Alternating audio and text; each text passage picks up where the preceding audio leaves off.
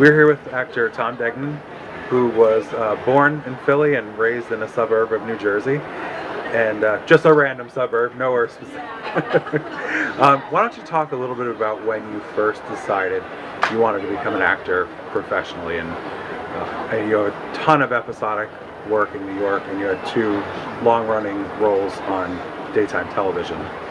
I guess it really started for me when in college was when I sort of really developed a passion for it and a strong will to do it.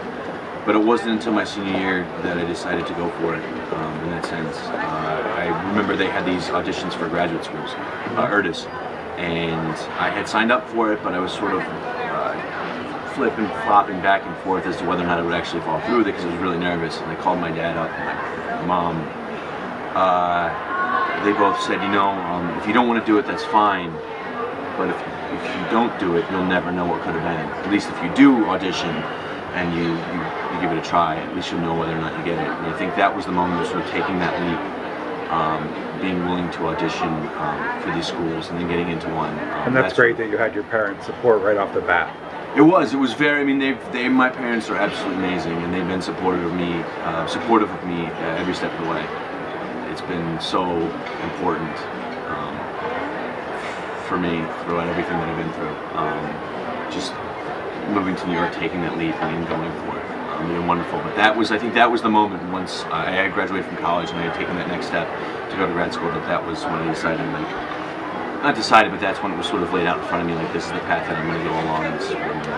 And you've been quite successful since you came to New York. I mean, it may not seem to you that you're always working, but you've been out there a lot. I mean, when you started on As the World Turns, you were a contract player, and then you went on to do almost every episodic show in New York. I've been very, very fortunate. I'm very grateful for the opportunities that I've had.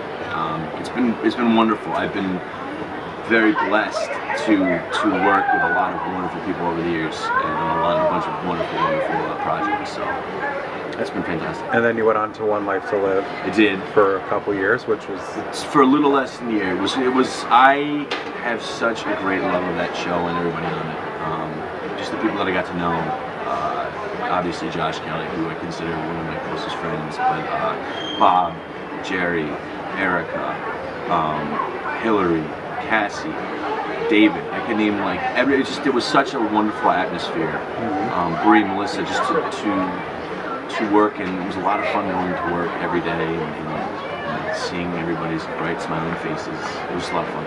And you're also in a band with your former co-star Billy Magnuson, called Reserve for Rondi, and you guys are playing all over the place. You played in London. You do a lot of gigs here. What keeps the stamina going, and what made you take that leap? That was something that when Billy and I met, we both had a strong love for music. So it was just sort of getting together, after we'd be done filming and jamming out. And then one day it was sort of like, hey, let's start a rock band. And I sort of thought, I thought he was maybe 50% serious, but I thought it was a little bit of a joke at the time. But I was like, screw it, let's try it. And that was a little over 4 years ago. And we sort of dived right in. And then the other members of the band we met the drummer Warren through Billy and his agent Chuck. Billy went to school with Trevor, and then he was in another band with our guitarist Nick. So once we got into the room, we just fed off of each other's energy. I think what keeps it going, though, is the fact that we realize it's a collaborative effort. We're all in the room to sort of create music that we love and have fun with, and that hopefully when people come to see us, we'll have fun with what we'll enjoy listening to. So it's one of those things, we don't take ourselves seriously on stage. Insofar as to say that we're there to have fun, and I think when we have fun, the audience has fun, and vice versa. So we feed off each other's energy. So that's what really drives us. Speaking of energy, it must take a different energy to play to a live audience than it does to work in episodic television or the soap genre. How did you navigate both of those? How did I navigate both of those? I think it's playing live is interesting. obviously when you do something in the episodic world or the soap world, if you don't nail it right away, or it's not a good take, you have the opportunity to go back and to, I guess, retry it, or to get it, try it a couple times until everyone's sort of satisfied with what you have. Anytime you do something live, the mistakes are going to be there. You just sort of have to roll with them. So whether it's a play or it's playing a concert, I think that's the most exciting thing about it, is that you don't know necessarily you know what's supposed to happen next. Sometimes that doesn't happen. So those are the moments, as one of my professors in grad school used to say, those are the moments that you really live for. It's when the uncertainty sort of presents itself. And then in those moments, as long as you're really sort of connected and in tune with everybody else, whether it's in a play or playing in a concert setting, that's when something amazing can happen. So I think that's the fun of it. It's just sort of being relaxed and in the moment and just enjoying the ride. Since you are New York based, are you looking to do theater, or? I had about summer 2012. I had a chance to go to the Pennsylvania Shakespeare Festival for a summer, and did 2 shows in Rep, Much Ado About Nothing and Cat in Hudson Room, and I loved it. It's the first time I had done in theater in about 3 years. At the last, I'm not picky when it comes to whether it be TV, film, theater, anything like that. As long as it's fun and it's enjoyable and it sort of fulfills an artistic need in me, I'm willing to go for it. What advice would you give to people who are starting out in the business and, either are getting overwhelmed by it, or, if someone looks at you, they'll see somebody who came to New York and has had relative success in everything that you've done or accomplished in the short amount of time that you've been here. So what would you say to those people, or even just when they decide they think they can do this as a career? I think when you make that leap, just go for it. Don't hold anything back. I think if it's your dream, hard work, perseverance will always sort of shine through. There are many resources that New York has in terms of acting coaches, audition coaches, that can help you get to that level.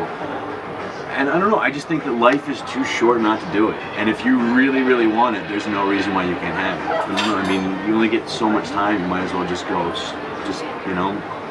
kick it in overdrive and go. Right. Yeah. Is there a certain genre that you haven't tackled since you sing in the band? Do you see yourself doing musical theater maybe, or? No.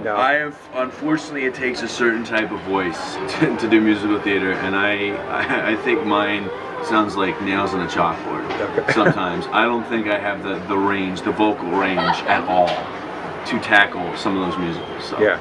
So I'm pretty sure I'm going to be staying away from that genre. You'll just be staying in the band, right? Exactly. Now, what types of projects are you looking forward to audition for in this new year? Is there you've done quite a bit, like I said, in the episodic world, but you had a nice gamut of what you did. You were on Blue Blood, you were on Person of Interest, you did a lot of the procedurals, which shoot here, so that's... Yes. Why don't you talk about that? What was one of your favorite experiences on that? One of my favorite experiences that I've done recently, I did a show in Miami called Magic City. It was for stars. It was created by this man, Mitch Glazer, who's brilliant, and it was a lot of fun to work with. But it was set in 1959, so obviously you had all the cars and the wardrobe from that era, which was a lot of fun to get into. First of all, but it was a really, really cool story. It centered around a gentleman who owned a hotel who was connected to the mom. Meanwhile, the man who runs his hotel has family in Cuba. It's right after Castro takes control of Cuba, so you had all these intertwining storylines. And it was just a lot of fun to sort of be able to play in that world.